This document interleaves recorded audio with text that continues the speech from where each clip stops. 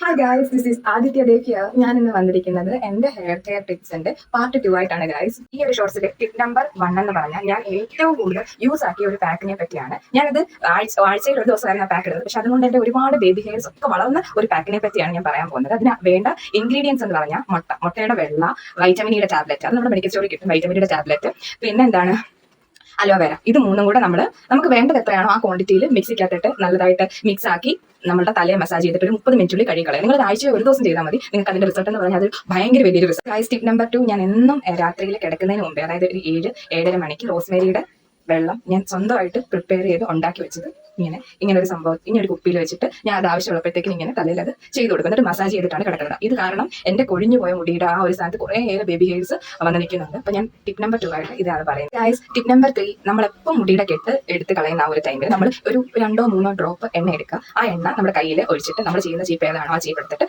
ഇങ്ങനെ ചെയ്യണം. അപ്പൊ ഈ ചീപ്പിനകത്ത് ആ എണ്ണ ഇങ്ങനെ പറ്റിപ്പിടിക്കും. എന്നിട്ട് ചെയ്യുമ്പോഴത്തേക്കിന് എന്താ, നമ്മുടെ തലയിൽ ആ കെട്ടും പോകും, നമ്മുടെ മുടി ചെയ്യുമ്പോഴത്തേന് അധികമായിട്ട് പോകത്തില്ല. ഇതാണ് ടിപ്പ് നമ്പർ 3. ഓക്കെ ഗൈസ്, ഇത്രയും ഞാൻ ഇതിന്റെ പാക്ക് എന്തെങ്കിലും ചെറിയ മാറ്റമെങ്കിലും നിങ്ങളുടെ മുടിയിൽ തന്നിട്ടുണ്ടെങ്കിൽ നിങ്ങൾ അത് കമന്റ് സെക്ഷനിൽ അറിയിക്കണം. ഓക്കെ ഗൈസ്, ഇത്രയുള്ള വീഡിയോ എനിക്ക് ഇഷ്ടമെങ്കിൽ like, share, comment, subscribe. Okay, by.